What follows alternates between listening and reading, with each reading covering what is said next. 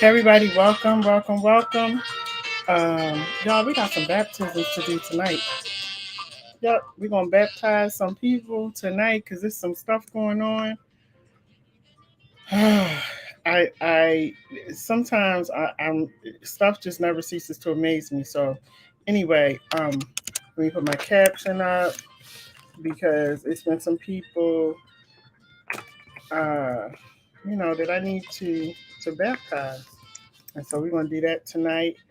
I hope everybody's had a good week though, for real. Hope everybody's had a good week. I want to offer condolences to my former first lady, Miss Darla Adams. Her husband passed away um, this week, and I want to really give my condolences and just say a few words about him because evidently he knew or he saw something in me before a lot of other people had seen it. And at church, he would always, I mean, like, never cease to amaze me. He would either be calling me to sing, or he was definitely calling me to speak. And so I was just like, I was always nervous when he would call me up to speak, but he was just a really nice pastor. I appreciate him. I appreciate the love and support that he showed me, my family. Like, he was just a really great pastor. So when they say rest in peace, this clock is getting on my nerves, y'all. Wait a minute. You ever have a clock that just ticks louder than you talk? Like, I don't. Let me take this battery out. But he was a really cool individual, very nice man. And like I said on my live the other night, it's great when you know you're a good person when everybody that talks about you, and this is even when he was alive, people were always, there we go, this clock is getting on my nerves. Attack of the clock. But even when he was pastoring, when he was alive, people always said something nice about him. And I was just like, that's the way to be. That's the way you want your life to be. So, my condolences to him. I'm glad that he's no longer suffering, but I'm really sad that he's no longer here anymore. And, left his grandchildren, his children, his wife. It's just like death is just, I hate death, for real. I hate it. Um, and I'll put up his information. For those of you who may not have gotten it, I'll put up the information about his funeral, which is coming up soon. So anyway, guys, tonight we're gonna do some baptisms because it's some stuff going on, and I'm just like, what is going on with people? Stuff that I really want to talk about while I'm home. I took a day to just relax because I was tired. And, that's one thing I tell people, take a break when you need to. When you feel like you need to take a break, take a break. Don't sit back and, you know, um, try to act like everything is okay if it's not. This is why we're having these mass shootings and people acting up and acting crazy because people out here pretending. So stop pretending and just, if you having a bad day. For those of you who may not. Oh, shoot. I'm sorry. And if you're having a bad day, take your breaks and go get some help. So anyway, tonight, first person we're going to talk about. Let me fix this thing because there we go. Okay. So, y'all, in the news now, I have a serious problem with people with pedophiles. Okay, because I've told many of you my story. I've told you about me being molested as a kid. I've talked about it at the community church, on this platform, on other platforms. About being molested from age 11 to 14. Nothing. When I say this, first and foremost, it was nothing that, not like my parents were attentive, because my parents were very attentive to what was going on with me. But sometimes situations happen, and as parents, we miss it.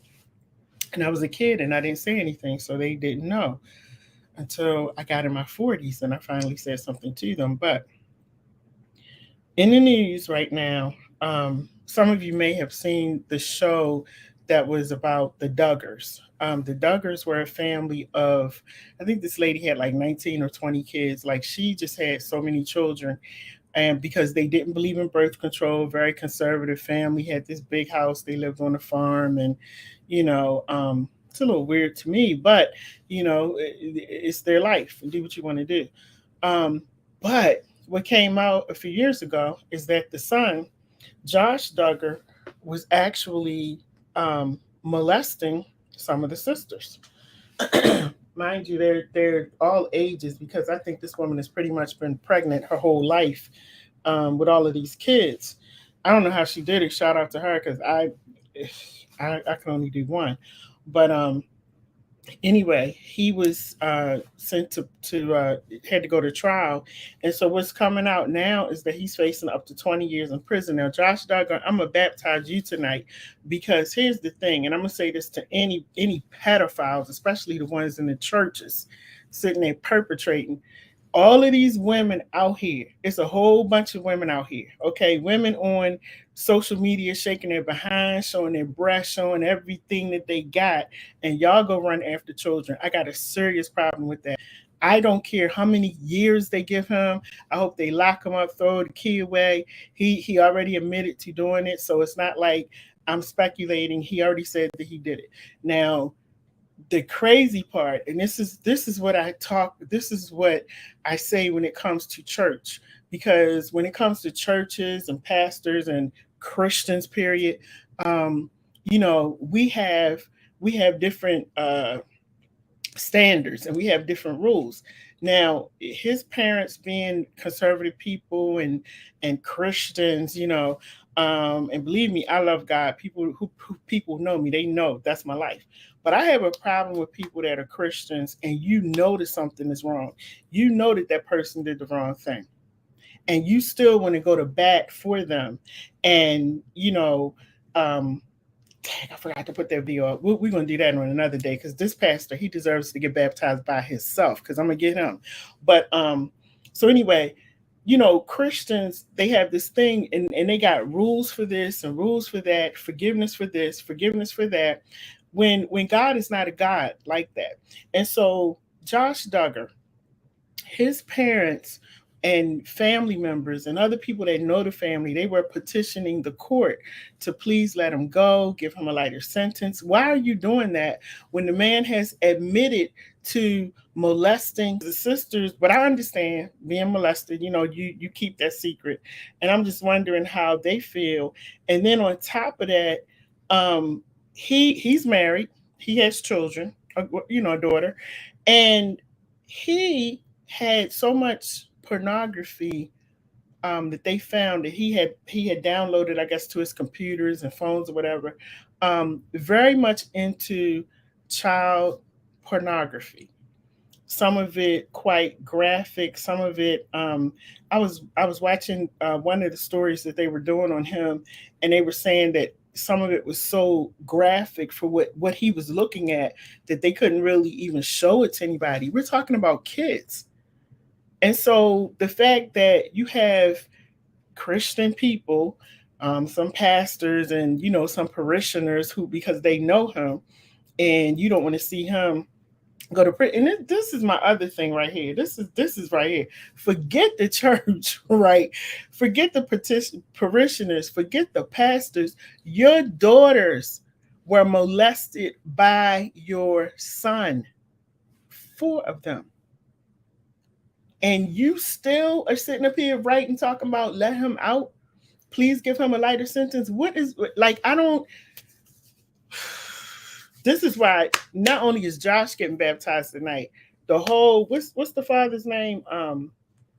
His wife, Anna, you getting baptized. The Jim Bob, that's his name, the father's name, Jim Bob. Whose name is Jim Bob? Jim Bob, you the dad, you getting baptized. You, I think, is that the dad's name, Jim Bob? Oh, yeah. That's the dad's name. I'm right. Jim Bob is the dad's name. Michelle is the mom's name. For baptize y'all, because you see, for me, I'm gonna be honest with you. There's no choosing, no nothing. You mess with my kid, that's a problem. Hey, Cherie, love you too, sis. Love you too. Mess with the kids, that's a problem. Like, not just mine, but children, period. How do you, grown man, have sex with a child? What is wrong with you? I hope that, it says on here that he's facing up to 20 years in prison after being convicted of possessing and, listen to this, y'all, possessing and receiving child pornography in late 2021. Now, we're not talking about years ago. You've been doing it for a while, but even like, and you were molesting your sisters. I don't care how far up under the jail they put Josh Duggar. Just go ahead and put him up under the jail and leave him there. How many children have you been messing with? And then your wife, knowing that after she found out that you were messing with kids, she still stayed with you? Oh, no, sir, you would have to go. The sad part would be, hopefully, by the time, they came to pick you up, I didn't beat the crap out of you, because you're messing with children. Something's wrong with you up here, and something's wrong with Jim Bob, the dad, and Michelle, the mom, because you're sitting up there writing letters to the court asking them to please let your son go. Like, what the heck is wrong with you? You're the parents, and you're okay. Like, how do you choose? Help me to understand, because maybe I'm slow. Help me to understand how you have 4 daughters that your son molested, and your daughters are over here, and you're going to the court saying, can you please let my son go? Can you? He was a good kid. He was doing this and that in the church. Are you serious? Like, y'all need to go to jail too. So I'm baptizing y'all. I'm done with that story. I'm not even gonna put his picture up because I don't like him. I don't like him. Anybody that messes with kids, like, you are off. You're so off limits to me. We have people in churches, people calling me about people in churches, pastors, and these deacons who have molested them when they were kids. Like, I know what it's like to be molested. And so the fact that you can't find a woman A grown woman, all these women out here, because you know, especially in the black community, it's way more men, way more women than men. So y'all can't find no women out here. But I guess when you have that type of mindset, like a kid, you feel like you're supposed to be with children. And your parents probably saw some signs of you not being right when you were younger, but they have like what 20 kids. They got about 150,000 kids, so they probably couldn't even tune in to what was going on with your crazy behind. No, don't let him out court system, which I'm pretty sure that they won't, because he's been convicted and he's already admitted to, you know, being into pornography and all of that. It's just really sad, because that's not something, for those of you who may be watching and you like kids, that's not something that goes away. It stays with you forever, and it forever affects your life. Even at my age, it still affects my life. What happened to me, and my molester, he's still out here on social media doing what he wants to do, starting churches and all kinds of stuff. Let me move on to the next thing, because I don't want to talk about him anymore. I'm done. And I hope they throw everything that they have at him. Don't let him eat for a whole week. Do something. That's a whole hot mess. Messing with kids. I have no tolerance. I Let me just move on. Let me move on. Okay. This next thing I want to talk about is Monique and DL Hughley. Now listen, I don't really get into reality TV and all this kind of stuff, because to me, uh, it's a waste of my brain. It doesn't. If I'm looking at something, or I'm reading something, or I'm around certain people, you got to be feeding my brain. My brain has to constantly be fed, not with foolishness, but things that's going to make it grow. So, but I'm a fan of Monique. I'm also a fan of DL Hughley.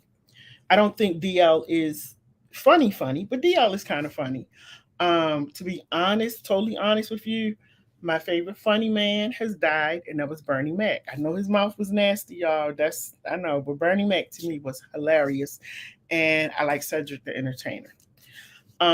Bruce, and I don't even want to get into all of them. You know, they all funny. I love comedy. Now, Monique. Hey Leslie, how are you, sister? I love Leslie Porter. Hey Leslie, how you doing? And her son Larry. I want to make sure I'm saying his name right, Larry. So there's a beef going on, and I'm going to say it's a beef on one end, and it's on Monique's end. Some of y'all might not like what I'm getting ready to say, but I'm gonna say it anyway. Hey Tanya Flowers, all the ladies, the beautiful ladies coming in tonight. Hey ladies. So we can ready baptize Monique. I'm gonna leave DL Hughley alone. I'm gonna baptize Monique. I like Monique. Monique is from Baltimore. Um, and we here in Baltimore, for those of you who are watching and listening, because people watch and listen from all over. Um, hey Jonathan Anderson, how are you? Um, y'all don't mind the hair and stuff. I am just home relaxing and chilling. You ain't gonna see no dressed up makeup tonight. I'm just chilling tonight. So Monique is from Baltimore. So for those of you who may not know anything about Baltimore, in Baltimore, what I would say is that we do speak our mind. I think some people in Baltimore can go really deep in what they need to say, because that's just how we are. Like we tell you how we feel, and we keep it moving. You know, we don't do a whole lot of talking. I'll put it like that. That's a Baltimore thing. And we in Baltimore, and people have said this to me. They say, like, you have this look. I'm like, what look are you talking about? But then when I look at some other people in Baltimore, I'm like, why are they looking like that? But I think it's a look we have in Baltimore. Like we don't play with a lot of people. You know, we don't mess with you a lot. You know, we pretty easygoing. But when you hit that last nerve, we kind of go off the deep end. So that's a little bit about Baltimore. Now, me personally, I was born here in Baltimore, but a lot of my growing up I did in Philly. So I got a little mix of it, and we were all over because my dad was a minister. That's a whole nother story. But anyway, so there's a beef going on, and like I said, it's on Monique's end. So the other night, somebody sent me this video, and Monique was on stage, and Monique was was doing it at a comedy show. I want to say Detroit, but don't quote me. I'm not really sure. And Monique was going off. Now we all know that Monique has a mouth on her. When I say mouth, Monique will cuss you out from the top of the ceiling down to the floor. Well, that's how Monique, has made her living. She's a beautiful, beautiful black woman. My problem with Monique is this. I am a proponent, very much so, for black men. I think she has sons. I noticed she has a husband. The one thing you will never hear me do, and I've had some men do me dirty, not in a relationship wise, but just men who did me dirty and been disrespectful. But the one thing I've never been, even to my ex husband, he can't even say that. I've never been disrespectful to black men. No matter what, you will always hear me saying that I push our black men. I promote them. We got a fashion show coming up on Sunday. I'll talk about that later. Where I'm promoting the black man. It's all men in the show, because I want people to see our black men in a different light. When I saw Monique on the stage, I saw a woman that's hurting, because I'm gonna tell you this, Monique, and people who are watching. When I pay my money, just like people are paying their money to come to the fashion show on Sunday, they don't want to hear my troubles. They want to come and they want to see the fashion show. They don't want to hear about what we went through to get to the fashion show, who we had to argue with. Black people want, when they pay their money, they want what they came for. Now, Monique was on the stage getting, doing her show, and she shifted from going into her comedy routine to talk about the highlighter or highliner or headliner, that's what it is, the headliner of the show. Now, I ain't no comedian. I just want you to come out and do the show. I don't care who's first, last, whatever. I don't care. I paid my money. I came there to laugh. Okay.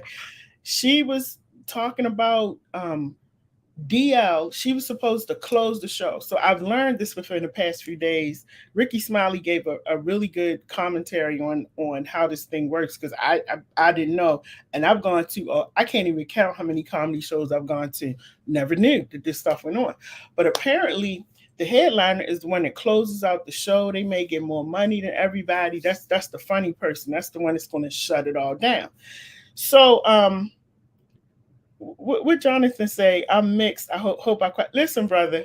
I don't care if you are mixed. My thing is, I don't disrespect anybody, but I really don't disrespect men of color. I just don't, because they have a lot, and I'll do a show about that later on. Even the one that molested me, he out here running doing his thing. Haven't said anything about him. I'm gonna let that go, because see, God gonna deal with you. And so Monique is on the stage, and what I did not like what Monique did is that Monique was saying all kinds of stuff about DL. Now, here's the part where, if you have children in the room, or within earshot of me talking, please remove them. I'll talk about something else. I'll give you a few seconds, because Monique starts going into a rant about DL. Now, if we don't respect our black men, who is going to respect them? If we don't pump them up and say how great they are, who's going to do it? Because I'm not expecting a white man, a white woman, or people from another race to uplift my son, my father, my uncles, my cousins, my nephews. I'm not expecting them to do that. And when you're in a position of power and authority, to be able to stand on a stage where you got everybody's attention, not just the people in the room. You already know what's going on the internet, because even though they tell you not to videotape, somebody ain't going to videotape and take a picture. So you already know it's going to be all over the place. And the fact that you used that moment to tear DL Hughley down, and DL Hughley doesn't need me to be a voice for him, but I'm making a point about how we tear each other down. A lot of our black men are in the grave. A lot of them are behind bars. A lot of them are strung out. messed up. And for the few that we do have that are walking around doing the right thing, you know, just tearing them down, period, is just wrong. So I hope you've taken the kids out of the room. Um, she goes on to say, she says something about your name is DL Hughley. Wonder what the DL stands for. Now we know in our community, DL stands for down low. Why would you say this about this man?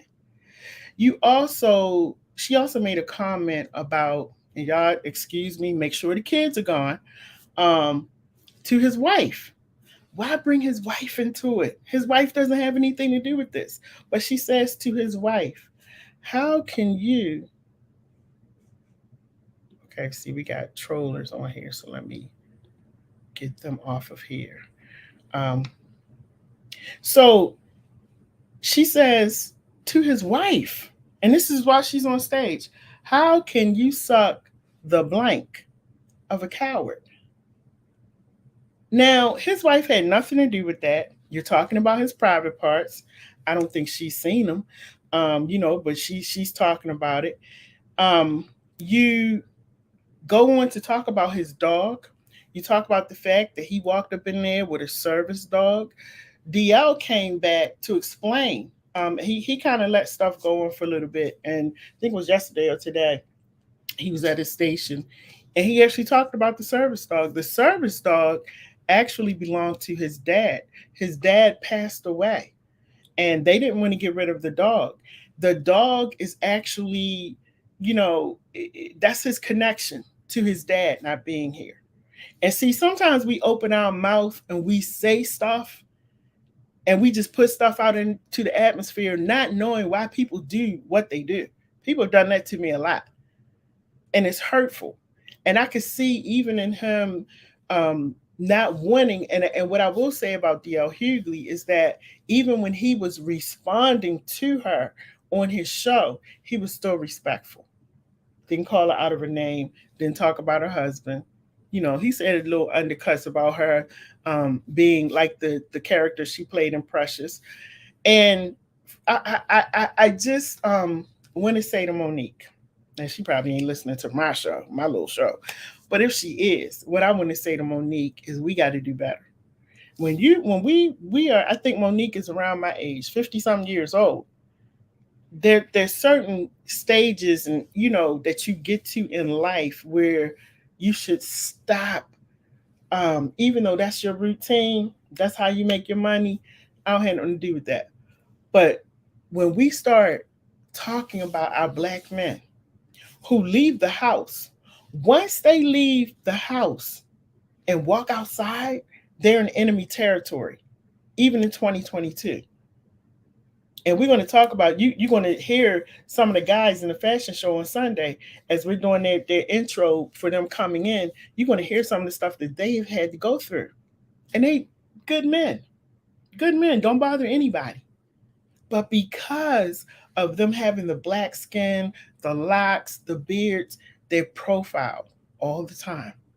And they have that stigma. And even the ones who don't have all of that, they're profiled. And so the fact that this Black woman stood on the stage and cut this man to shreds over a piece of paper, a contract. And she kept telling him, show your contract. DL the next day responded to her.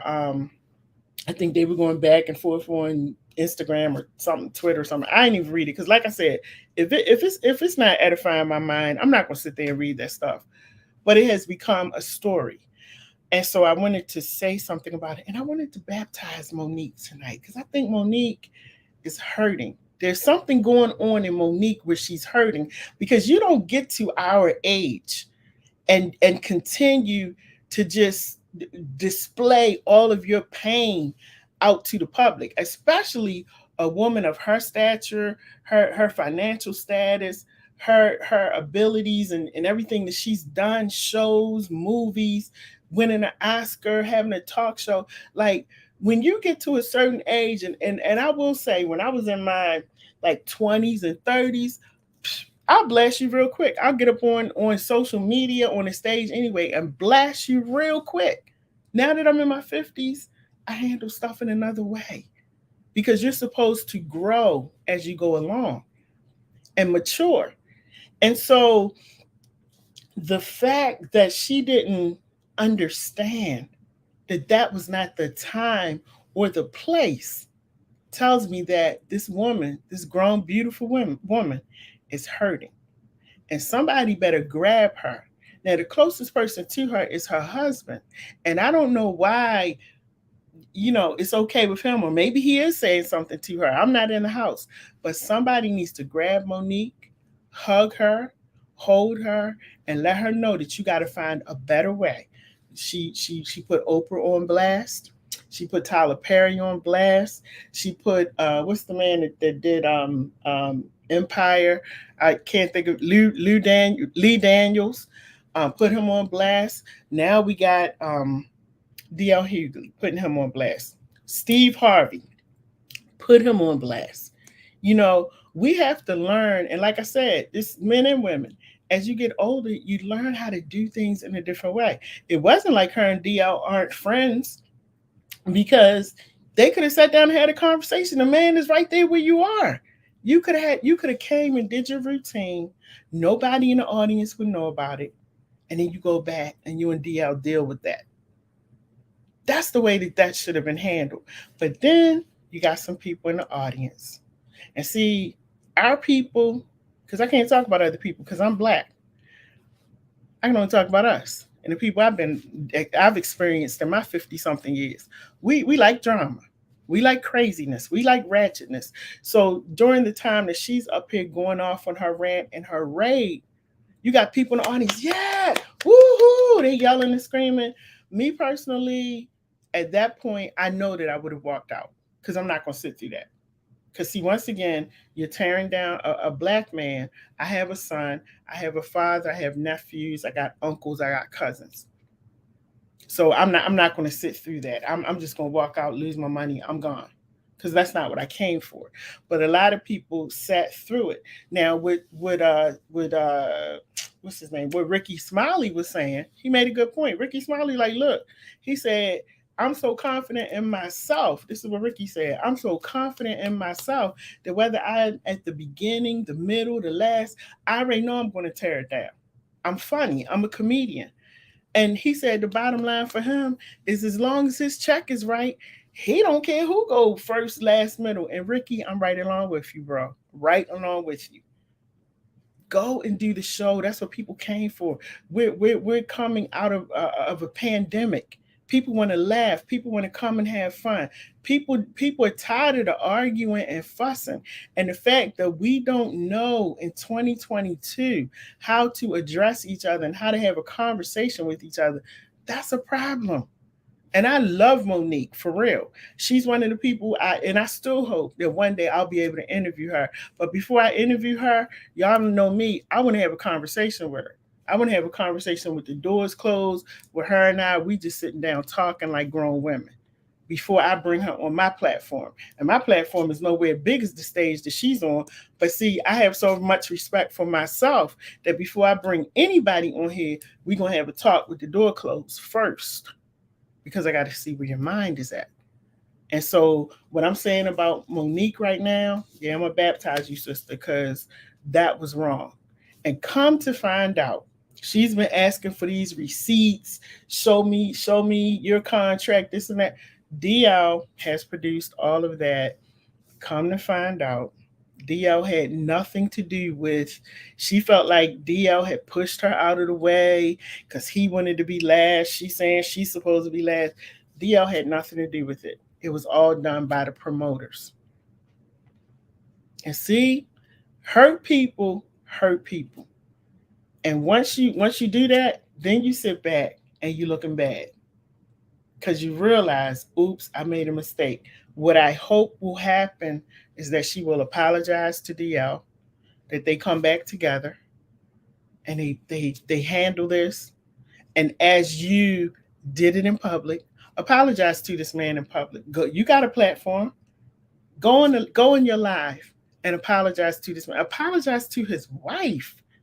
Like, that's crazy. What you said about his wife, the dog, like all the stuff, the stuff that you were saying, like, nah, man, you're baptized tonight. That's unacceptable. That's not ladylike. That's not something that a woman of your caliber should even be doing. If you want to cuss like a sailor, I don't have anything to do with it. That's the only thing I don't like about Monique's shows. Even though I said, I didn't go to any of what's the guy name? Man, I can't think of his name. I didn't go to any of his shows, but because he cussed too much. But I liked him. He was kind of funny. Um, Bernie Mac. I think I just love the stories that he was always telling about his family. But the fact that you did that, Monique, like that just puts a bad taste in my mouth. But I would love to interview her, talk to her, and I pray for her that whatever it is that's going on inside, wherever this pain is coming from, where you he's not the only one you've blasted, but that's the most recent one. You blasted this man on stage, and he was in the back where y'all could have just talked about it. That's pretty sad. And shame on the people who were in the audience and thought that that was okay, and you were cheering her on because you're just as bad as she was. I'm done with that story. um, Chad said she's not as funny as two promoters thought she is, and she had a Baltimore tantrum. And there we go. I told you, Baltimore. We just act out sometimes. Cherie Rogers says, "So sad that some of our people live for drama. We need to do better as a whole." Absolutely. Leslie Porter says, "Yes, grow and mature. We gotta do better. We got. At what point do you grow up in life? Like when you're 80, when you're going to the grave. Like at what point?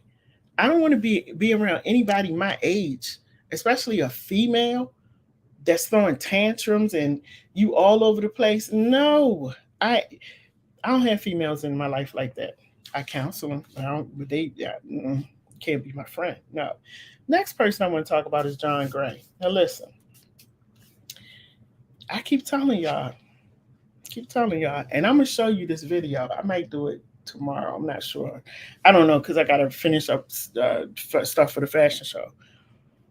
But these pastors, yeah, John Gray, I'm going to baptize you tonight. Pastor, Reverend, whatever your name is, whatever your title is. I'm sorry, John Gray. John Gray, John Gray. You need to sit down, okay, John Gray. And I talked about John Gray before. You need to sit down. You need to take a break and find out what's going on inside of you. Your wife keeps saying it's the broken little boy inside of you. You're not a little boy anymore. You're a grown man. A grown man who seems to have a problem when it comes to the women. Now, if that's the way you and your wife roll, that's fine. But when you have a church and when you are a pastor and when people are coming to you or looking to you for that spiritual food and that spiritual vitamin and those spiritual nuggets, and you got to keep apologizing because you got to have phone conversations, text conversations, email conversations, that's a problem. And I don't understand why the people still go to your church because it wouldn't be me. I don't understand. Now, what's going on now is that there's another woman who's saying that Pastor Gray and her have not had sex. They haven't had sex, but it sounds like it's more of an emotional um, relationship. Let me tell you something. Cheating is cheating. Whether it's emotional, I've been through that. Somebody was emotionally cheating on me. Physical, been through that. However you want to put it. If that's not your wife, because you are married and you got kids, and you're texting, them little fingers getting busy, and you're emailing and you're calling, then that's a problem. This is the problem. I don't know any other way to put it. Cheating is cheating. Emotional cheating. If you are not emotionally available to me in a relationship and I'm your wife, but you can be emotionally available to the woman over here, You're cheating on me. That's a problem. You're giving her what you're supposed to give to me. See, a lot of people don't look at it that way. Because we want to try to make it seem like, oh, he probably needs somebody else to talk to. No, no. Maybe I'm just old school. Maybe that's the new stuff they're doing. Maybe I'm old school. But you are not going to be in a relationship with me and you got to keep having conversations with the woman over here. That's emotional abuse. You're cheating, emotional cheating. Okay, I don't care if y'all don't like it or not. Cheating is cheating. Now, again, the woman made it clear they have not had sex. Some men, and let me say this to the women, and I'm gonna do a show about relationships. It's on the tip of my tongue, but I gotta baptize these people tonight. John Gray, I'm baptizing you right now. There are some women, you gotta understand this, that if your man cheats on you one time, two times, three times, don't you think he qualifies as a cheater? And the fact his wife Aventer, has at least, I think, 4 or 5 degrees. But the one degree that it seems like she don't have is common sense. Because it ain't no way in the world I'm in the public eye, and you gonna keep putting me out here because you're doing stupid stuff. At what point in time does this sister wake up and say, we're not doing this anymore? Or you better pull yourself out of the pulpit. Now, the last time it was the big thing when the woman was saying, and let me tell y'all something. This is the crazy thing. And I remember this so well because it was 2019 in March. I was in Vegas. I go to Vegas every year. I was in Vegas. Matter of fact, that's when I got discovered for the radio. 2019. Stellar Awards. John Gray was there with his suit on. I was about to say something. All I will say is, John Gray, put some socks on, okay? That did not look right. That suit didn't look right. Put some socks on. So John Gray, this is a nice suit though, but that's certain things are not for everybody. So I was actually there. John Gray was at the Stellars, and he was, everybody was there. Kirk and all of them was there. And so when I came home, this big thing came out in the news that John Gray was in the hotel room with this lady that he met at the Stellars. What? Now, so when it first came out, I'm like, no, not John Gray. Because back then, I liked John Gray. I'm like, I really like him. I love his preaching. Because, he came from, what's the man's name? He came from his church, the white guy. It's going to come to me. Joel Osteen. He came from Joel Osteen's church. And y'all notice Joel Osteen don't say nothing about John Gray, because Joel Osteen said, you're not going to bring it over here. So he's pretty much, let John be on his own. But John left Osteen's church because he was given another church. So anyway, this is 2019. And so when all of this stuff came out, I was like, no, that's not true. But then the lady posted pictures of, this is why men are dumb. Excuse me, men. I just have to say this. Because y'all got to pay attention. Cell phones and everything, you can be privately videotaped, all of that stuff. Voice record, all of that. So she took pictures while he was sleeping of them in the bed. She also took pictures of his undergarments. So I guess Mrs. Aventer can see that, yep, I was laying beside your husband. They took a shower together. So this woman had put all of his stuff out in the street and everybody saw it. Then shortly after that, another woman came and said that he and his wife were in another state at a hotel, and John had invited this woman to come to the same hotel. See, this is how the devil gets you all in trouble, because you feel like you can do certain things and get away with it. So he invited the woman to come to the same hotel that he's staying with his wife. And he was in the hotel with his wife, and he was also calling and texting the woman that he put up in the same hotel. I'm not making it up. Go back and look on social media. It's all out there. And he admitted to it in the pulpit. I said, John Gray, John Gray, God, John Gray, what are you doing? So this particular woman was saying that she was pregnant. And that's when his wife went into action, and she got up in the pulpit at their church and blasted this woman, like blasted her. I'm sitting there looking at the screen like, who you need to blast is your husband, and tell him to keep his clothes on, keep your pants zipped up, put your phone in your pocket. And matter of fact, John Gray, you don't even need a phone. You don't need a phone. You need to look for a payphone. Give your husband a quarter. How much the payphone cost? Give him a quarter, whatever they cost, 50 cents. Let him find a payphone, because he don't know what to do with a phone. He don't know what to do with a phone. And Miss Aventer, please take that phone away from him and his computer. Just let him be like we were back in the day when we didn't have no computers and phones, because he don't know what to do with it yet. So she got in the pulpit and she's defending this man. I mean, defending him and calling this woman all kinds of names. Now, mind you, the blessing for him is that the woman was not pregnant. She was not pregnant. But that's when they started going on all of these different shows. And Aventer was saying, he went through some stuff when he was a little boy. That's the little boy in him that's acting up. Did you marry a boy or did you marry a man? That's my question to you. Which one did you marry?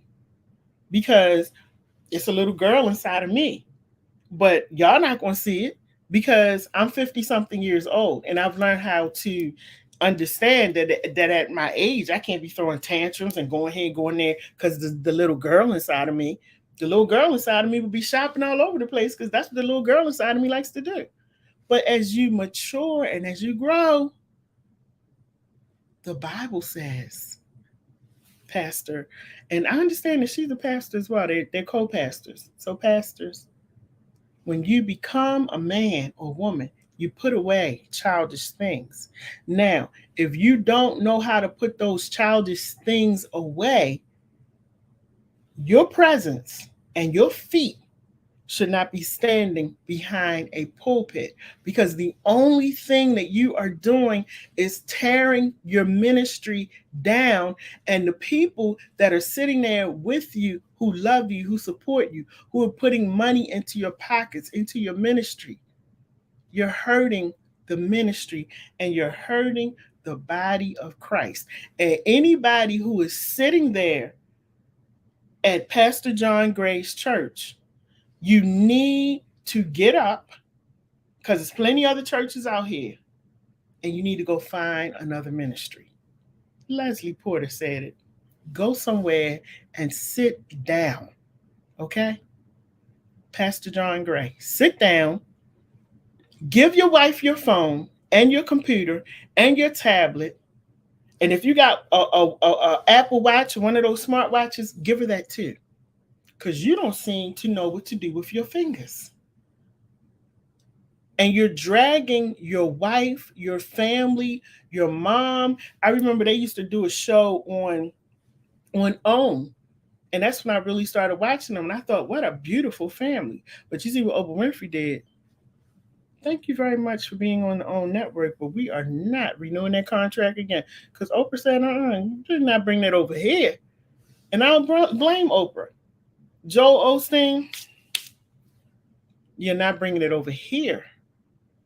And the fact that God has blessed you so much, John Gray, like you were on top of the world. You were it. You were like TD Jakes, John Gray. You were like in that lineup. No Jones.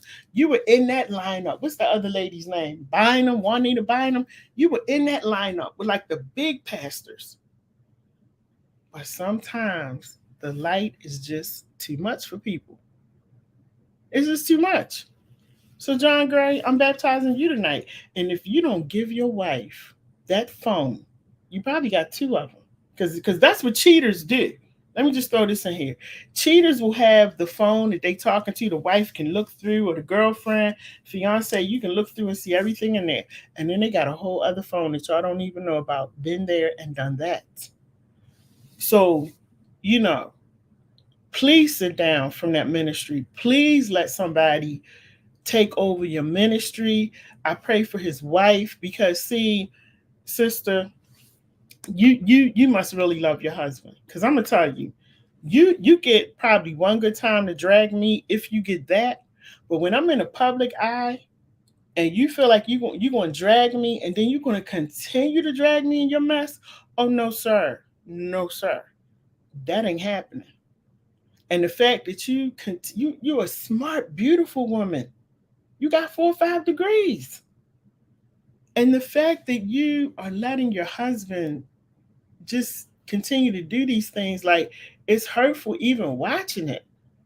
And so I'm praying for you because I really hope that, you know, I'm not saying get a divorce. I'm not saying leaving your husband, because I would never do that. I don't even like divorce, even though I am, I don't like it. But what I hope is that you all understand that there are so many people, not just sitting in your pews at the church. You have people all over the world watching you, and people who still love you. And what happens is that it causes confusion, because when somebody like me, I'm on here talking to you, not in a negative way, not trying to throw you under the bus or anything, but I know it's people going to come after me because they love John Gray. Oh, he made a mistake. No, it's not a mistake. It's a problem. It's an issue. It's the same kind of addiction that people who are addicted to drugs, people who are addicted to food, people who are addicted to shopping. It's an addiction. You may not, and it doesn't sound like it's always sex with him. It sounds like with him, he loves that emotional connection.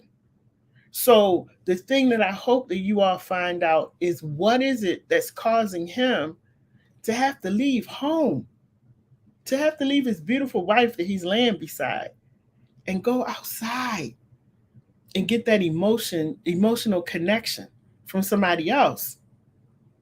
So I'm not slamming the grace. I'm not. I am baptizing them though. Because see, baptism is supposed to bring you up and renew your spirit and help you to understand that you can do better and you can be better. And so I am baptizing both of them tonight. And I need him to get it together. I don't want to hear about no more the little boy in you, none of that kind of foolishness, because you a whole grown man. And when you out here in these emotional attachments with these women, you know it's wrong. You know it's wrong. That ain't no 7-year-old talking. That's you talking. So you may have convinced your wife that it's the little boy in you, and you got man issues and stuff like that. If you have that many issues, sir, like Sister Leslie said, sit down. Just take a seat. Let somebody else do the ministry. And if it's God's will, you'll be able to come back and be even stronger. But what you're doing now is hurting the body of Christ. Please sit down and give your wife all of your electronic devices, because you are out of order. And let me go to the next person I need to baptize. Boost Mobile. Now, y'all, let me tell you something. And I made a video because Boost Mobile is a scam. And I want y'all to understand, anybody who has Boost Mobile, again, this is for awareness. So you all will understand the scammers out here, because we got a lot of scammers. I want to show you a message that I got from Boost Mobile. And the thing about it, I was with the highest cutthroat phone company, I think, on the planet, and that's that AT&T. I can't stand y'all. Now, every time, I haven't even been with them a year, every time I got my phone bill, the bill was higher and higher. So I said, you know what? I'm going to slowly I got my mom's phone on there. I got my 2 phones on there. Got another phone on there. And I said, I'm going to slowly just remove the phones because I want to see which carrier works. Now, I need a really good carrier because of what I'm doing. And that's why I was with AT&T. But AT&T will rob you blind. and they're not going to do that to me anymore. So a couple months ago, I said, never tried Boost Mobile. So I'm at the mall one day and I said, I'm going to take this one phone, put it over to Boost Mobile. 2 months ago. Tuesday night, I get this message. I'm going to put up on the screen. So this message says, this is a text message they sent me. Because of this BST, I think that stands for Boost, free message, you are violating voice usage terms and conditions. Continued violation will result in account termination. Click for details. So at the bottom, you see the BSTMO company. That's for the Boost Mobile. Click there. I didn't really see anything. So I continue doing my work. I love this. Sandy Jones says AT&T, America's Thugs and Thieves. Thank you so much, Sandy. I got to use that one. America's Thugs and Thieves, because that's what they are. And I'm gonna tell you how this all ties in together. So y'all saw the text message. So I paid no attention to it. Came in like about 5:30 on Tuesday evening. I continued doing my work. Had some shows that came on. The last show was over about 9:15, and I go to call my son. My phone is turned off. Okay? Off. Dialing 611. Your service has been terminated. Now, mind you, the bill has been paid. So, needless to say, I called a couple people because, as I told you all, you have to have people that you are accountable to. So, I had to call some accountability people because I was going from 0 to 1,000. I have meetings the next day, I have things that I have to do, and the last thing I need is my phone service turned off. Now, mind you, and I'm gonna tell you about, like she said, America's Thugs and Thieves. AT&T had turned my other phone off on Friday. Bill paid. So I know that this is a trick of the enemy because the enemy really wants me to go off, and there's certain things that will take me from 0 to 1,000. And one of those things is when that phone is off, because if I'm not with my mother, I need to be able to contact her. I need to be able to hear her voice in case anything happens. My son, need to make sure. I may be out. I need to have a phone on. So the fact that Friday, going into the evening, AT&T just turned my phone off. Okay, so my brain was, I'm gonna deal with y'all Monday. I'm not even gonna deal with that. At least I got this other phone under Boost Mobile, not just my phone, but AT&T turned my mother's phone off and the other phone. But I'm like, I got this one phone on Boost Mobile, so I'll deal with them next week. Tuesday rolls around, Tuesday night, mind you. Boost Mobile turns my stuff off. I get up the next morning very early. My friend Sandy called me. Thank you, Sandy. Like 7:30 in the morning. So I was livid and headed out to the mall. Thought the mall opened at 10. No, this mall opens at 11. And Boost Mobile, they just dragged in there whenever they got ready. So it's about 11:45 when they opened up.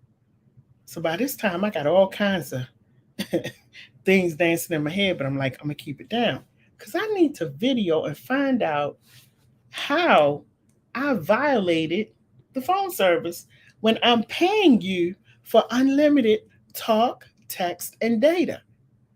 And mind you, because of what I do, I don't even know how many messages I get a day. I don't even know how many phone calls come in and how many calls. I don't know. That's just how much it is. So y'all might have seen the video that I did. And if you didn't, I'm not going to go through the whole thing, but go to my page and you'll see the video. Because I didn't want people to think that I was making it up.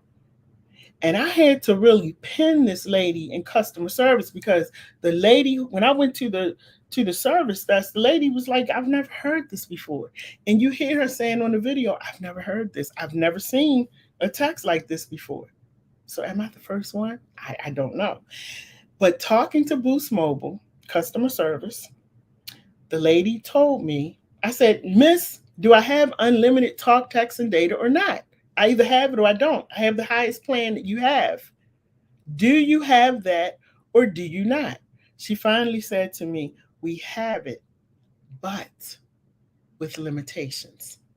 Now, if you have that Boost Mobile, you're telling people, and I'm baptizing whoever owns Boost Mobile right now, because you will not get another red cent from me. And that's exactly why I did the video and put it out there, because I know people are going to share it.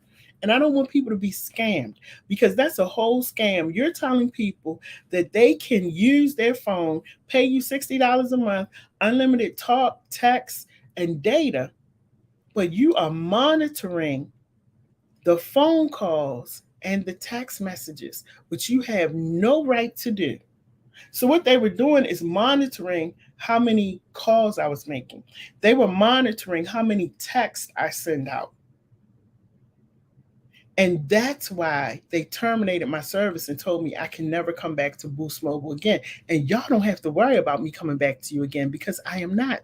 And I hope a whole bunch of other people don't go back to you. So if you have Boost Mobile, understand that unlimited talk, text, and data does not mean that.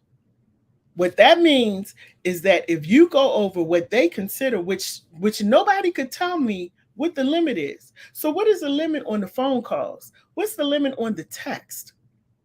What's the limit? Nobody could tell me. I asked to speak to a manager. Oh, we don't allow you to speak to managers. We don't have managers here. You need to send an email. All of this is on the video, so you can go to my page and see it on the video, because I videotape the whole thing. And I also show you the sign that they have displayed. Nothing on there says limitations.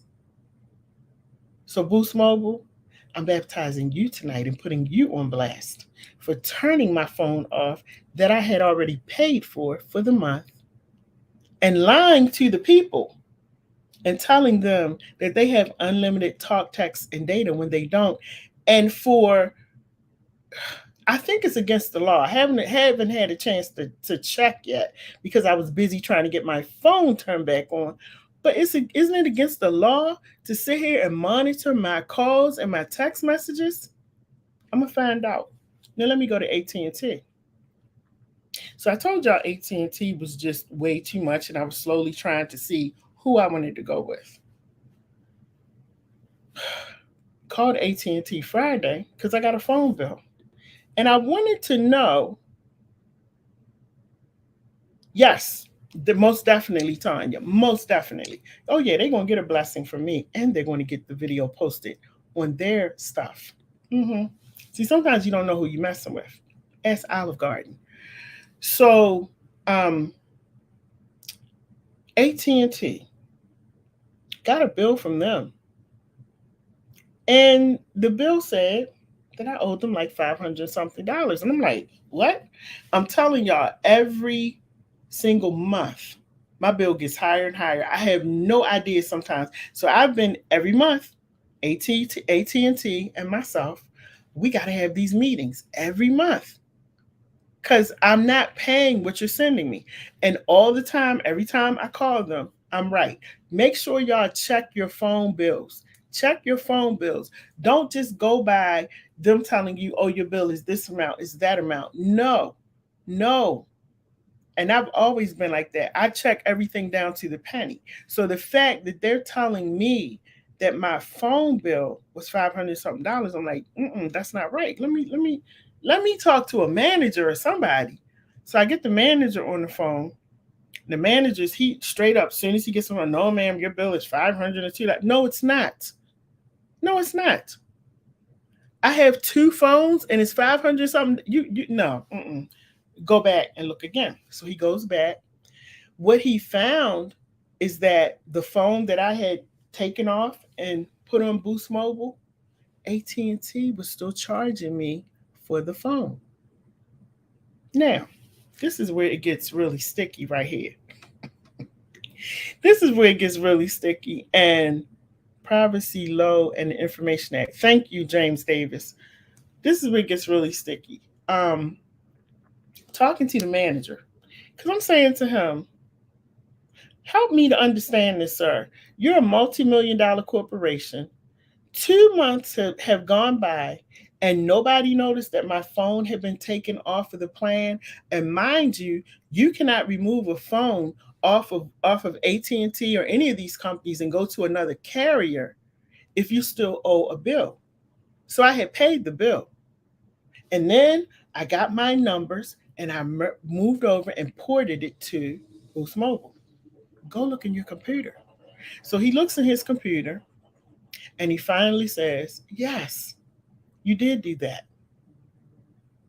You did that in March.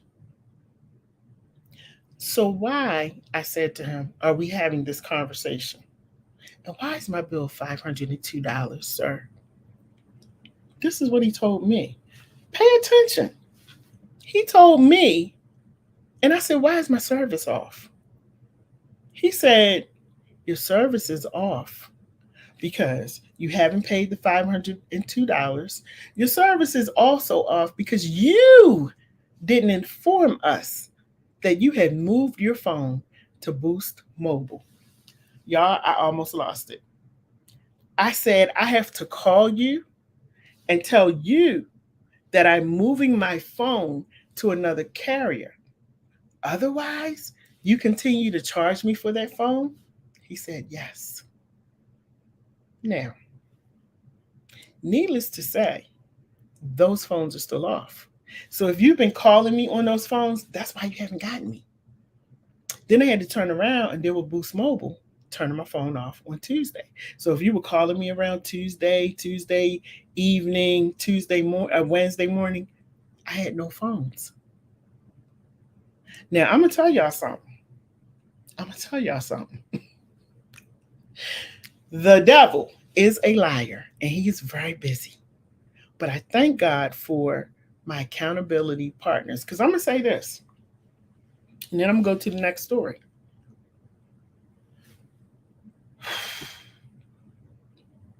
There was one time in my life where I wasn't as calm as I am now. And had this happened about 20 years ago, I would have went up in Boost Mobile. And Boost Mobile is here. AT&T is over here. I would have went up in Boost Mobile and literally snatched her from behind that counter. Do y'all hear me?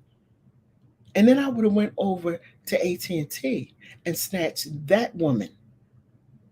That's why I said God is good. And a lot of times people don't know where people are, and you got these companies doing all kinds of crazy stuff. And you're dealing with people who got a whole bunch of stuff going on, and they just can't keep handling some of the stuff that people are doing. And that's a whole bunch of foolishness. Right now, I still got 2 phones that are off. I was too tired to deal with it today. So tomorrow, I have to get up and I got to go deal with AT&T. Now that they realized their mistake, I noticed just before I did this live, they sent me a text saying, you just have to pay half of the bill. You daggone right. Not only do I have to pay half of the bill, you're going to knock some of that off because it shouldn't be that much. So I'm going to go up in the store tomorrow and talk to them because this is just too much. But I thank God for blessing me. And I thank God for the people that are in my life. Because I'm telling you, these hands was terrible. And I had no problem snatching you up.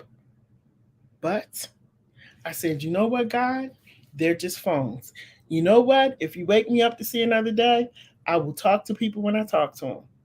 And if a few people was calling you like, your phone was off. Yep, my phone was off. I'll tell y'all about it later. You know, bill is one thing if the bill is not paid and your phone turned off, then you're like, you know what? Okay, yeah, it's my bad. But when you pay the bill and your phone is off, and I got to travel in bloody Baltimore with no phone, thank God for my friend Sandy Jones, okay? Sandy was like, do you need some money? Do you need it? Sandy made sure that I was okay up until I got, and Jamal, up until I got those phones turned on, and my mom. I mean, they were on it up until I got this one phone turned on. Everybody was checking. You okay? You okay? You okay? I'm good. Because, see, I live in bloody Baltimore.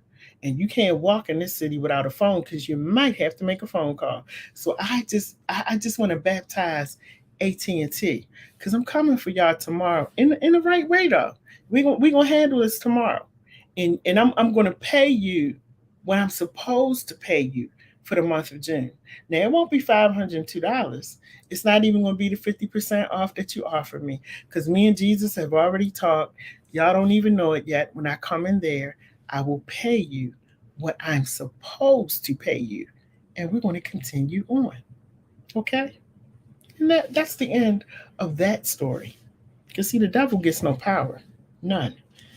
So the next thing that I want to go to, y'all, listen. Oh, wait, before I go to that, let me make sure I get these comments. So Jamal says we live in a different world. Some things some things have no understanding. Educate ourselves, our own selves, on what these business practices are doing to people. The FCC regulates the phone companies. That's where the inquiries need to go. The Better Business Bureau needs to be contacted. He said, educate ourselves on how to do business with businesses. We got shady businesses out here. And that's so true, Jamal. You were so right. And Sandy, I'm not going to forget this. AT&T, America's thugs and thieves. I gotta go up here tomorrow and deal with thugs and thieves in the store tomorrow. Not the store's fault because the people in the store were very nice, but it's these companies. And so I'm telling everybody, check your phone bill. And one more thing before I go, what I found out on my bill, AT&T was charging me $10 in taxes, y'all, for each phone. That's $30 right there. $10. Because I had to pull them up. I'm like, what is this $10 fee for? Oh, that's a $10 tax. What? For a phone? Like she said, America's thugs and thieves. Never heard of that before. Let me take a breath. Let me breathe. And I'm going to bring a story to y'all probably on Monday of a woman. See, I need to baptize this pastor by himself. This woman had been molested by her pastor as a kid. She's an adult now, told her husband, because she's, like I said, when you've been molested, because I started the show talking about pedophilia. But when you've been molested like that, it doesn't leave you. So I'm pretty sure she had conversations with her husband and stuff. They went to the church and confronted the pastor on a Sunday morning, and somebody videotaped it. We're going to talk about that on Monday. And he had to step down at that moment. He stepped down. But do you know it was some people still in the church talking about, Pastor, we praying for you. She shouldn't have done that to you. I'm gonna get all of y'all on Monday. Let me go to this next story because I told y'all I don't deal with the pedophiles very well. I don't have no sympathy, Pastor, whoever. Get out of here. So listen, this is a sad story right here, and this is gonna be my last story because these baptisms, they getting harder and harder because people just won't act right. But we had a mass shooting. Let me put this man up on the screen. He looks crazy. He looked like something going on with him. So we had a mass shooting. I believe it was yesterday. Yeah, because I was actually at a rehearsal for the men for the fashion show, and James Smith always keeps me posted because I don't really look at the news like that, but he always keeps me posted on stuff that's going on. So James sent me a message, LadyJ, there's been another mass shooting, and I'm like, wow, this is crazy. So this guy right here, I wrote his name down. It's gonna come to me. Trying to find his name. I wrote it down. Where did I put it? Anyway, that's crazy how you write yourself notes and you still don't remember. Unreal. Anyway, we're gonna call him the mass shooter. I had his name, but I forgot. If anybody remembers his name, just put it in the comments for me because I can't remember his name. But anyway, a mass shooting in Tulsa, Oklahoma, and this gentleman right here is the one who did the shooting yesterday. Okay, um, and apparently he was angry with his doctor. They killing doctors now. So this is Dr. Preston Phillips. He is 59, or I'm sorry, he was 59 years old. He's an orthopedic surgeon at St. Francis Hospital, and his interest was in spinal surgery, joint reconstruction, joint replacement, treatment of fractures, and all of that. He graduated from Harvard Medical School, and really, really smart man. And apparently, he was he was actually targeted by the gentleman that I had up. Y'all, if y'all remember his name, please put it in there because I can't remember his name. But anyway, he was targeted by that guy. He was that guy's doctor. And that guy went into that hospital. Yes, Sandy. I mean, I'm sorry, James Davis. Yes, copycat killing, and it's going to continue to go on. And I said that when they did the that shooting over at Tops, it's sad. Uh, Man, I hate even talking about it. Give me 1 second, everybody.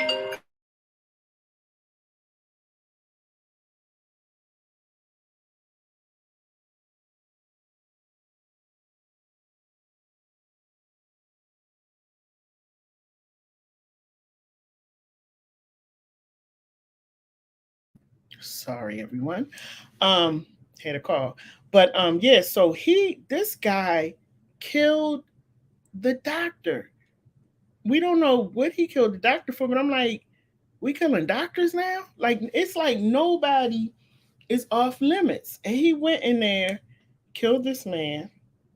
Not only did was this doctor killed, also it says the suspect was released from the hospital on May 24th, and after his release, he called. I'm sorry, let me show you the suspect while I'm talking about him. The suspect was released from the hospital on May 24th. After his release, he called several times over several days complaining of pain and wanting additional treatment. Dr. Phillips saw the suspect again for additional treatment, and then on Wednesday, the suspect called the doctor complaining of back pain and he wanted some more help.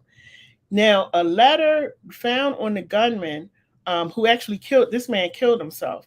Um, he said that his letter said that he came with the intent to kill Dr. Phillips, this doctor right here. He came with the intent to kill Dr. Phillips and anyone who got in his way.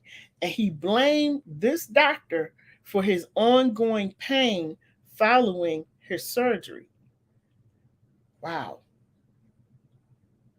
This lady right here with the blonde hair, the long blonde hair, Dr. Stephanie Hewson. I hope I'm saying her name right. She's 48. She was a sports medicine specialist. She worked at the hospital where Dr. Phillips worked. Um, he shot her, I guess, because she was in the way.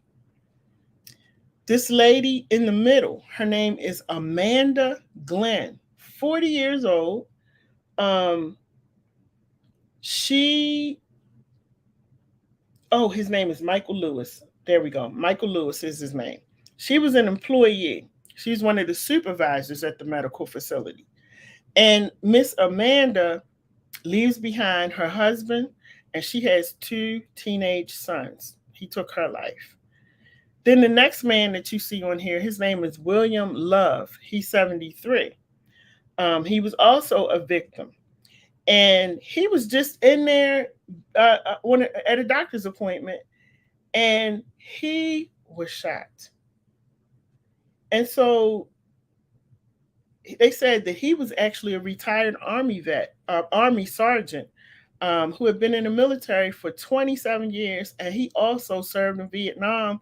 He leaves his wife, his brother, 2 daughters, their spouses, 8 grandchildren, and 6 great-grandchildren. Now, what the heck is going on? What is going on? Y'all know good and daggone well that these doctors, and I've had surgeries, I've been pregnant, I've had a baby, I've had aches and pains. When did we start blaming the doctors for our pain?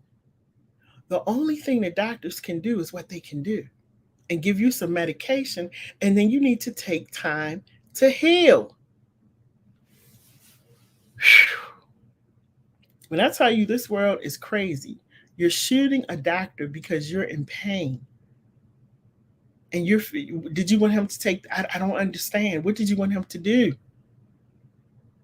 And the sad part is that we keep having these mass killings. You kill all these people, take them away from their families, their children, their grandchildren, their wives, and then you kill yourself.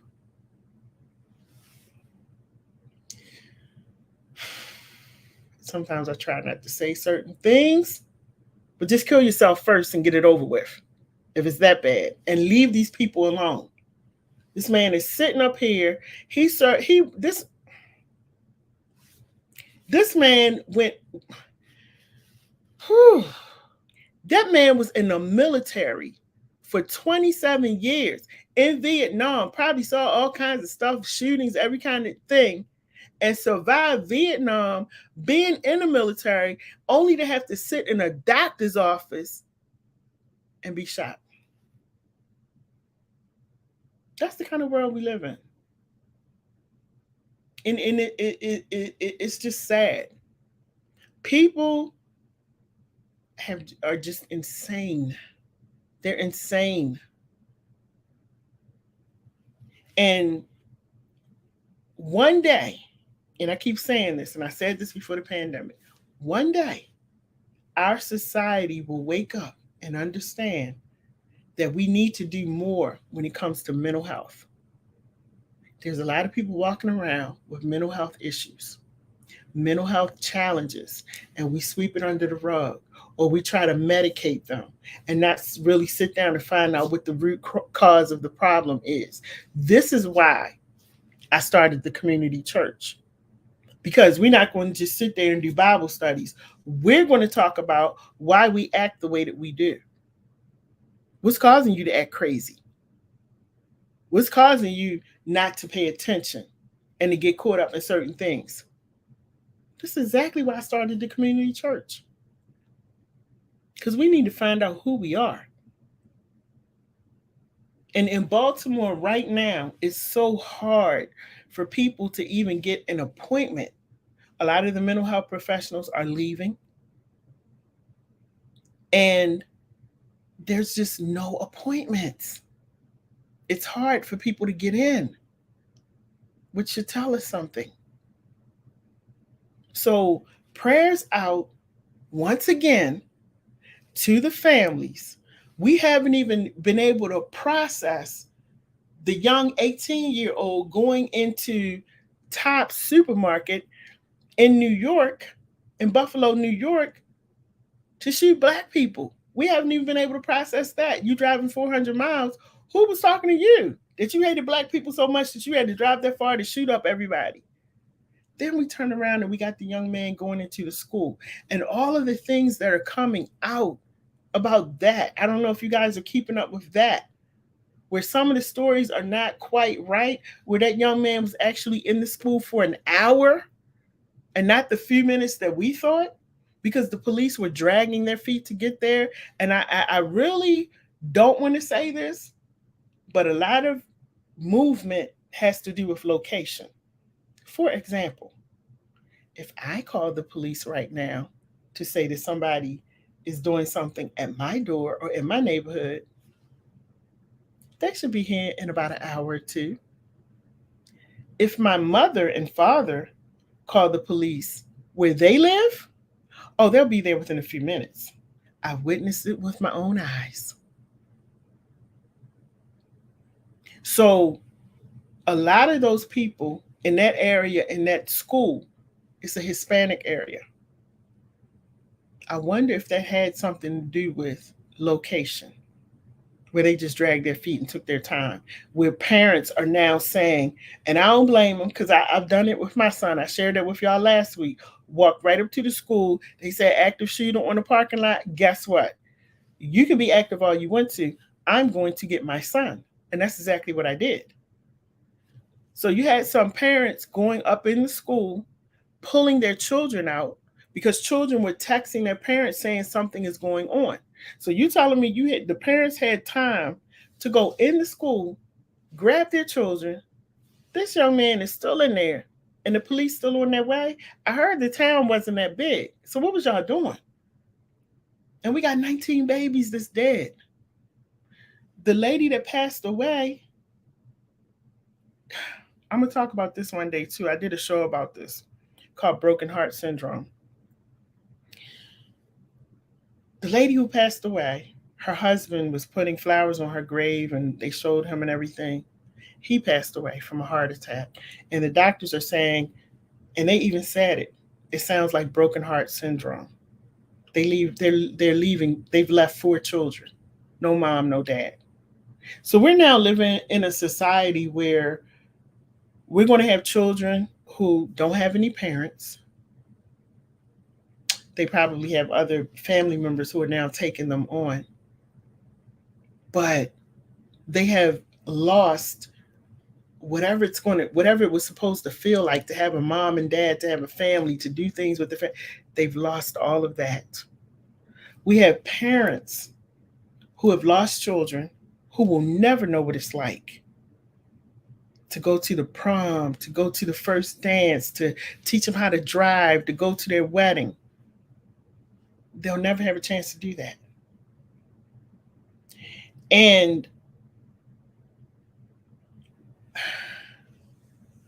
it's just sad when I think about it. Because if you can't go to school to get an education in elementary school, these kids are not bothering anybody. The one little boy had just gotten an award the day before for doing so well in school. They seem like a very loving community. And Hispanics are about community. They're about family. And you could see the pain and the brokenness.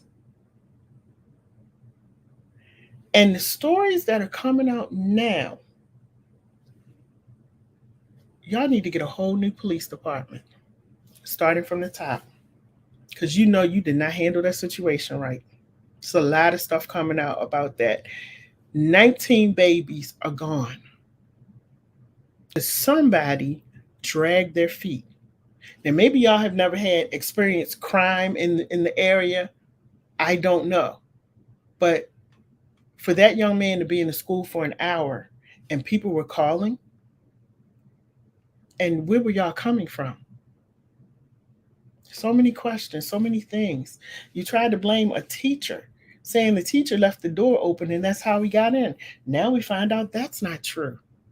All fingers point back to the police department. And again, as I said, I hate to say it, but I wonder if it has something to do with location. Because had it been another area, you might have got there a little bit faster.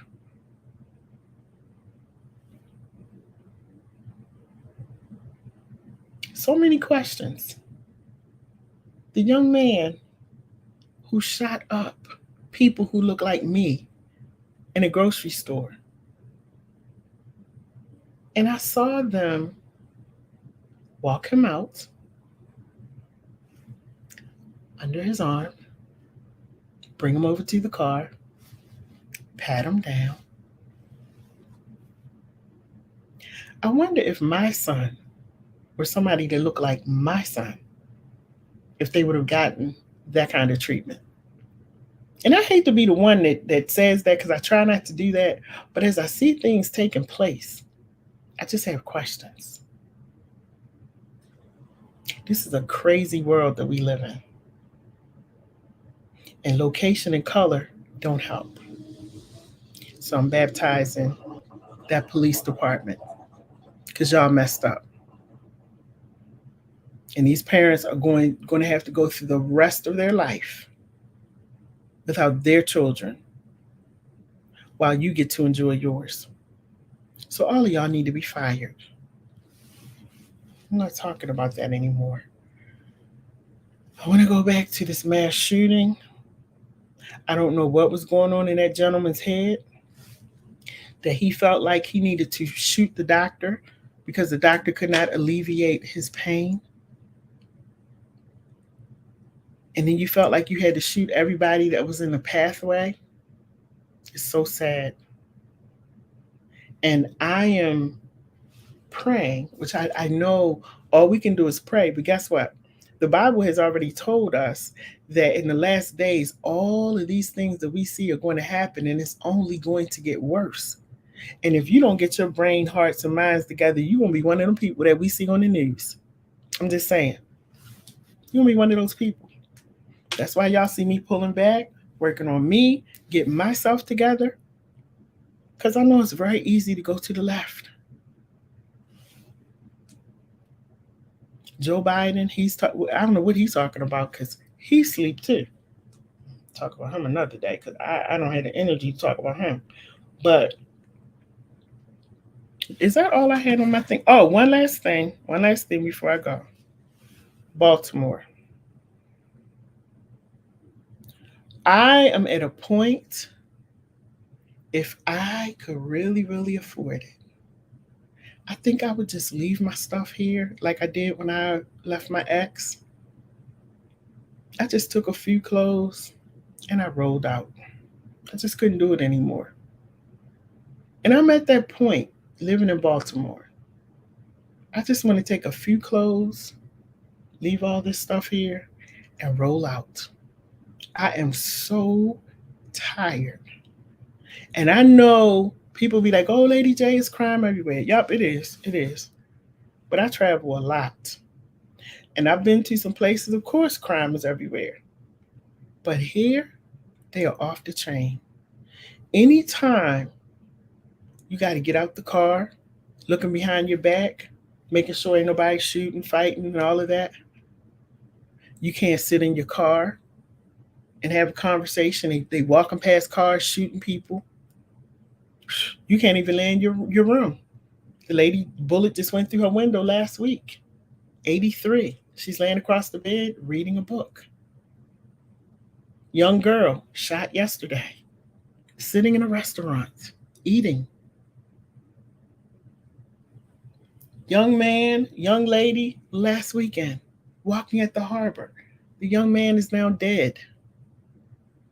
Like, when does it end? I am so tired of the killings, the senseless killings. I don't know. I don't know anymore.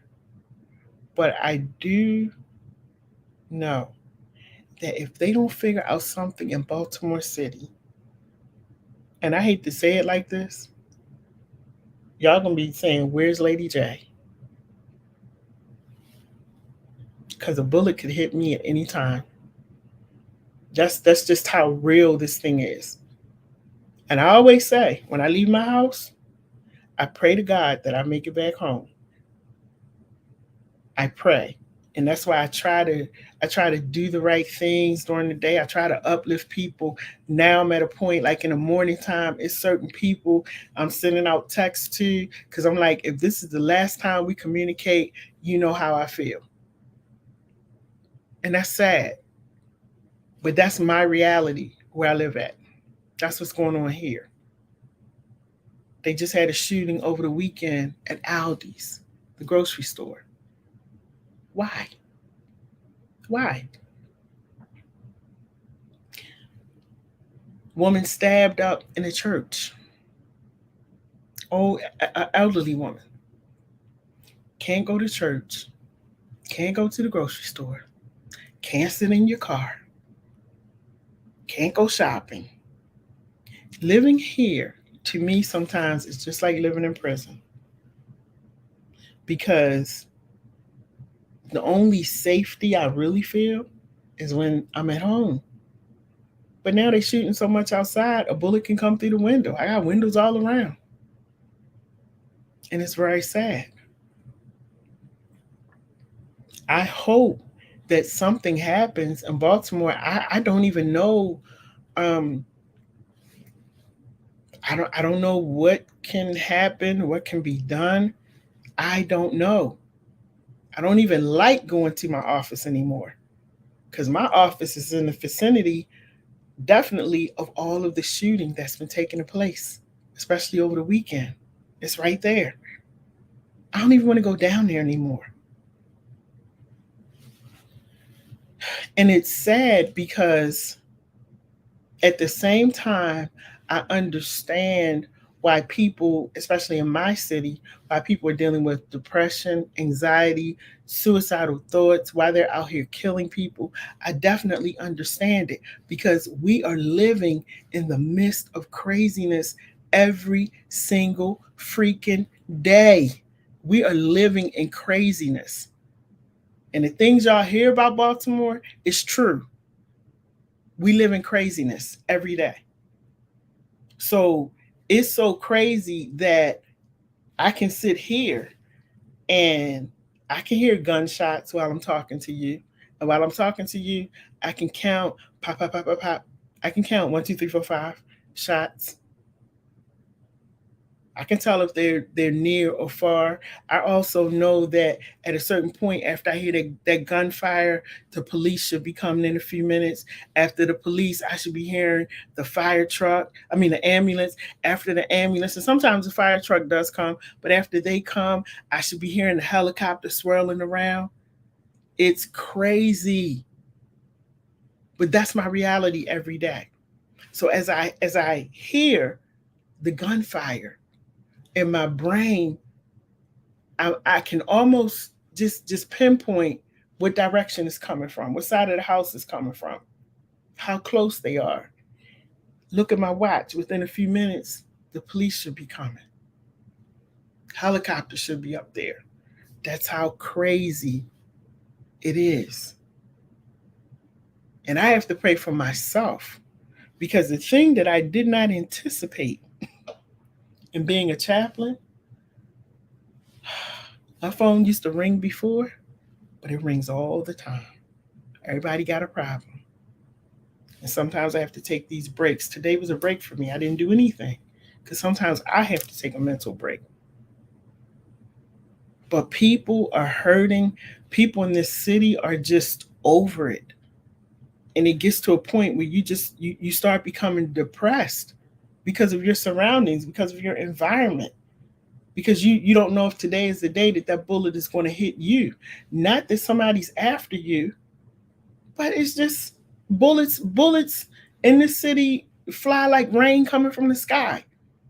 You know, it's just a normal thing. And you know to get out the way when you see it. That's the reality. And so I am praying for Baltimore, praying for my city, and I'm praying that the good Lord blesses me with enough money. I will leave everything here and just take my clothes.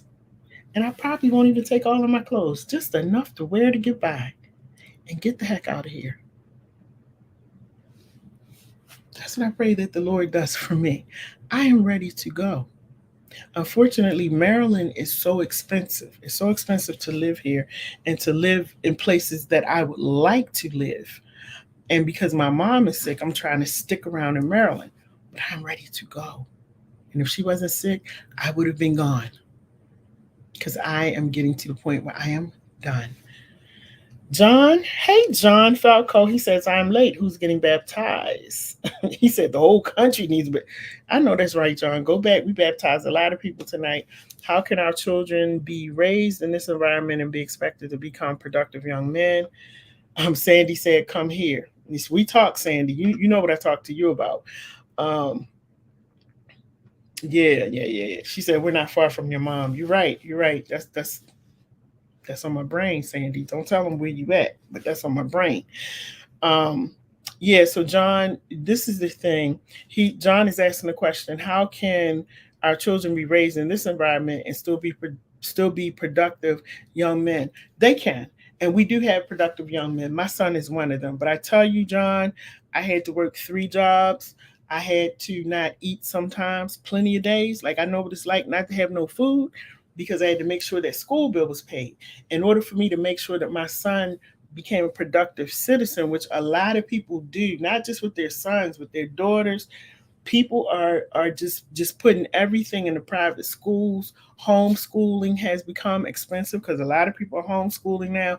People are doing what they have to do to ensure that their children stay out of trouble and that they are productive. And unfortunately, that's what has to be done. I was determined, as a lot of other people are, that I'm not going to depend on society, on the politicians, on anybody to get it right. I don't have time for you to get it right and put my son in your hands in the schools in Baltimore City. I don't have time for that. So I worked 3 jobs and did what I had to do, as a lot of people are doing. That's just a reality here. Y'all, let me tell you this. Um, for those of you who live in Baltimore, listen, I'm super excited because we got a fashion show coming up on Sunday. Um, I hope that you guys have gotten your tickets, because here's the thing. This fashion show is called Unbroken because, we were talking about black men, and y'all know how I feel about black men and my support and love for them. So again, I have a son, and I'd be daggone if I'm let somebody just sit up here and be disrespectful to any black man. So we have this fashion show coming up on Sunday. It's called Unbroken. This show, it will feature men with beards and locks. Okay, it's going to be fun. The guys are so funny, and we have guys in their 20s, 30s, and 40s. The 50-year-old, he dropped out. I don't know what happened. He was like 56. He dropped out. I guess he got tired of coming to rehearsal. I don't know. But anyway, um, but what we want to show with this, let me take this banner off so you guys can see everything that's on here. But my goal in doing this is because a lot of our black men, are profiled just because of their hair, the color of their skin, the beards, and all of that. And they out here minding their business, doing what they're supposed to do. So myself and Kemp Earl Mitchell, who is my manager, we have this fashion show that's coming up. The fashion show is called Unbroken because no matter what you try to do to some African American men, they remain unbroken. They remain resilient. They continue to do what they're doing. And so we want to put these men on stage on Sunday, June 5th at 6 p.m. It's going to be at 401 North Howard Street.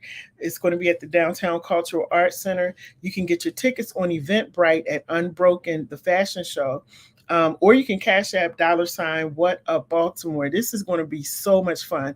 Ladies, you're going to love it. A lot of ladies have been asking me, are they single sisters? I don't know. I'm just trying to get the show together. um, I don't know. But general admission is $25. If you want a front row seat, it's $30. Then we have VIP seats that are cushioned seats where you can sit on those. But it's going to be a really fun time. So make sure you come out. And it's Father's Day month. We want to celebrate our black men. And that's why I got on Monique earlier in this video. Because, if we don't celebrate our black men, who's going to? And then so make sure you get your tickets for that. They're not a lie. Get your tickets. And like I told y'all people in Baltimore, don't expect me to come and support anything that you're doing anymore if you don't come and support what I'm doing. Okay, bottom line. Because I've been doing a lot of stuff for free, and that's going to stop. Um, so we also had a community church, a great place to grow. God has blessed me to start a community church right there at 401 North Howard Street. Again, that's at the Downtown Cultural Arts Center on Saturdays from 11 to 12:30. We're out of there at 12:30. It's been great. People have been coming out. People have been blessed. We are there. And like I said, this church is not for everybody. This is for people. You see what it says? A great place to grow. This is for people who are trying to grow, who are trying to elevate, who are trying to be better in their walk, not just with God, but in everything that they're doing. In your if you're an entrepreneur or your job, wherever, in your family, this is a great place to grow because what we're dealing with are real issues. We're not in there playing just on Bible stories and stuff like that. We're in there dealing with real serious issues. And so I hope that those of you who have been coming, thank you so much for coming out. Thank you for your support. Um, we're not in there trying to collect a whole bunch of money and all this kind of stuff. We are really in there learning how to grow. And if you don't deal with your mental health, and if you don't do something where you find yourself in a place where you can just kind of let go and just, let all of those things come out of you, it's going to continue to be with you. And you're going to find yourself doing some things that you don't want to do, or not don't want, some situations that you shouldn't be in. I'll put it like that. So listen, this has been great. John says children should not be raised in a war zone. 40 billion to Ukraine. We have a war in our back. Yeah. John, I totally agree with you. We so busy paying, helping everybody else, and we got places in Baltimore that look like we're in a third world country. I videotaped them. I have interviewed people. Some of these houses that people live in don't even look like we're in the United States. So all of that foolishness that they're doing, I totally agree with you. Tanya Flower says, I truly enjoy Saturday church. Thank you, Tanya. Thank you for coming out. Listen, everybody, it's been great talking to y'all tonight. I got to go because I got to get up early in the morning. I'm going to be on a show tomorrow morning at 9 o'clock. Man, his name is Darius Stanton.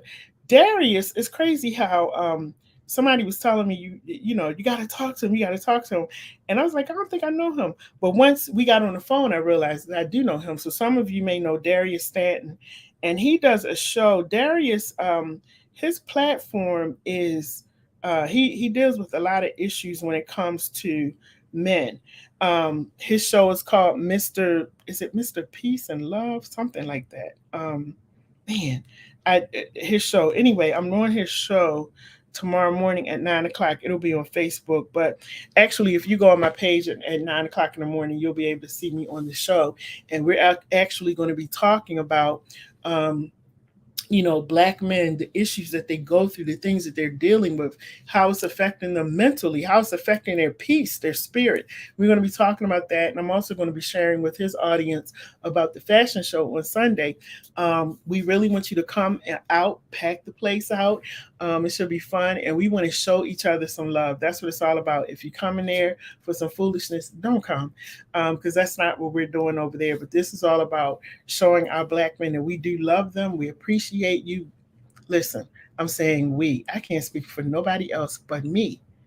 That's it. So let me go back. Let me go back. I can only speak for me. I love you. I appreciate you. Even the ones who have done me dirty, I still appreciate you. I still respect you because I know in you're doing me dirty that what goes around comes around. So all I got to do is just sit back and do like this. Okay. But I still respect you. I still wish the best for you. And I want to show everybody that we have beautiful Black men who are out here doing the right thing. Um, do we all have faults? Yes, we do. But they're out here doing the right thing and they're not on mugshots. I'm so tired of seeing our Black men on mugshots like that's the photo of the year or the photo of the day. No. So we're doing something different over here. And thank you to the guys who accepted coming on and being a part of this. I thank you so much. You will get to meet them, talk to them, take pictures with them on Sunday. Thank you to my son, because when I started doing this, I realized, you know what, Charlene, you're not a man. You don't know how to relate to them. You don't know what they thinking or feeling. So I was talking to my son and I said, you know what, you do this because you guys can sit down and talk and brainstorm about different things, and I'll sit back and I'll just watch. So I've been at the rehearsals. Rehearsals they're funny. This is why I love working with guys, because see, guys come in, they funny, they do what they have to do, they go home. Women, that's a whole nother episode in baptism, because sometimes women just do too much. So I really do work better with men than I do with women, because I'm just no nonsense. Let's get it done and let's go home. All of the yin yang and stuff in the middle of it, I don't have time. Okay. Yes, John. Meow. I don't have time for it. To those of you who said you've been trying to call me and reach out to me, um, I have been spending more time with my mom. And I keep saying my mom like my dad is not here, but with my parents. I'm realizing more and more that that's super important. Even with everything that I'm doing, I still need to give them some time as well. So I've been spending more time with them. And some people are like, well, we're not talking. Is anything wrong? Ain't nothing wrong. I don't hold grudges, y'all. I really don't. I say what I have to say and I'm done. So don't ever think I'm mad at you or, I don't want to talk. That has nothing to do with it.